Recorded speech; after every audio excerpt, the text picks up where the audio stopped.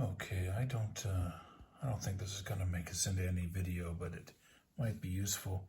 There's a little hiss, but it's at 0 pounds. Now, the trouble is we've got to pump these tires up to 20 pounds, but our gauge only goes up to 60. So how do we approximate that? So, okay, after 5 pumps, we have 14 pounds. Okay, after 5 more pumps, we've got 32 pounds, which makes no sense. After 5 more pumps, we've got, looks like 48 pounds. Okay, 5 more pumps, and we're at the top of the gauge. I was gonna do some math and averaging, but let's just call it 2 or 3 more. Okay, guys. This is one of the funniest, silliest things that has ever happened to me. I'm sitting above my computer, and I'm watching an Amazing Pennsylvania video. Now, his channel's called Amazing Pennsylvania. Can't recommend it highly enough for those of you who like going underground. And all of a sudden, there's an explosion, like a rifle shot in my apartment. And, sorry, I can't help it. The bike tire exploded just while I was sitting here. Now, I had noticed this frayed bit here, and I planned on replacing this tire already, but now I have to replace the tube too because it done blew up. Okay, looks like it's past time to fix this this tire. Yeah, the tube. I've already told you in the last segment. Anyway, yeah, so we got a new tire and a new tube. Yeah, new era. I looked up the tube size for a Murray Racer on my phone in the aisle. I was looking for it. Wasn't like that 10 years ago, that's for sure. And this 26 tube, or tube, yeah, is 1 inch too small and a little bit too wide, but I still think it'll work. Yeah, lessons I learned from chicks is that, you know, they will stretch, but only so much. And normally there's a special tube to get this off here. I'm just going to use 2 butter knives, basically. You could probably get this one off with your hand. Nothing like breaking the bead on a car. Okay. Oh yeah, and taking the tire off isn't that slick. That's of course not original. And then there's this thing here, which they probably tell you need a special tool for, and the world will cost $450 in the world to win, but here's my special tool. Okay, confirmed. The blowout was indeed where the tire wore through. Nice to have confirmation. Well, this thing fought me like you wouldn't believe getting it off. Don't know why. Anyway, way I do this isn't the only way to do it, and it's not necessarily the best, but it's the way I do it.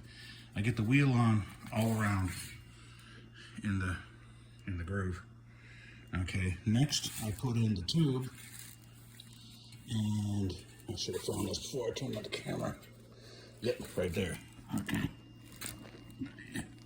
The valve stem. Gotta get the valve in first, and I'm hoping I can stretch this tube. It's, like I said, it's 1 inch too small, but yeah, they stretch. Ever have a job where just everything goes right? Everything just falls into place? Yeah, me neither. But anyway, although the last putting in the thermostat with Hair Cougar was, yeah, almost. But yeah, this thing fought me going out. Tire and rim, tire and tube fought me going on the whole time. Now it's important to have this thing adjusted properly here and here, although this is, yeah, this is the adjustment, and that just tightens down. The reason being is if your wheel is out of kilter, you can rub against the frame. You may or may not have noticed there that I actually ground away part of the frame there for the over 1,000 miles of driving up in Alaska. But okay, this looks pretty good. I think I had to tighten it up, pump it up, and we might be done.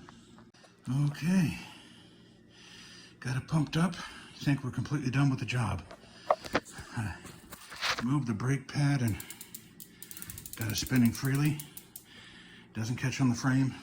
Might change when I get my weight on it, but Okay, now, usually I do a test drive, but I can think of no safe way to do a test drive on a bicycle while filming it on a phone, so I'm going to forego that. So I'll tell you two funny stories. In the clip when I first mentioned this blowout, toward the end I said, it done blew up. Well, little background on that one.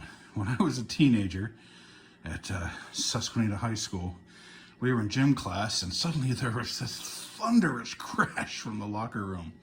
And here this giant granite slab between stalls in the restroom had fallen down because mischievous little boys, possibly myself among them, had been loosening the bolts for, decades.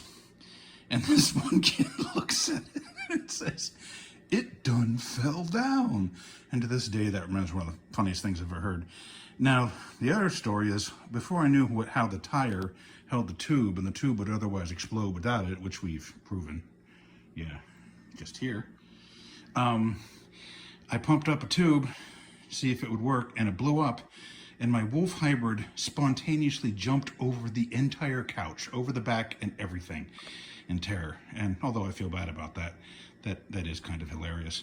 Okay, I think that's it for this one, so keep between the ditches, everyone, and don't hesitate to feedback on the bike episode. Loved it, hated it, don't do this type of stuff, John, give us more, whatever. Okay, yeah, keep between the ditches, everyone. Well, standing here in the kitchen, no warning, happened again, just blew up. It done blew up. I gotta figure out what's going on. Oh, here we go. There it is. Didn't seat the room properly. There, I don't know how you can see that. So, gotta do the scam.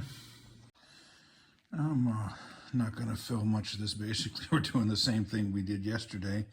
Got a new tube, and I would like to verify that that's where it did blow. But yeah, other than setting the tire right, hopefully, we're not doing pretty much anything differently than yesterday. Okay, yes indeedy, the tube blew straight where I thought it did. On the right trail, at least. Okay, guess that's gonna have to serve as a test drive. Yeah, the tornado sirens have gone off twice today. And of course, I'm out here on my bicycle. Well, keep between ditches, everyone.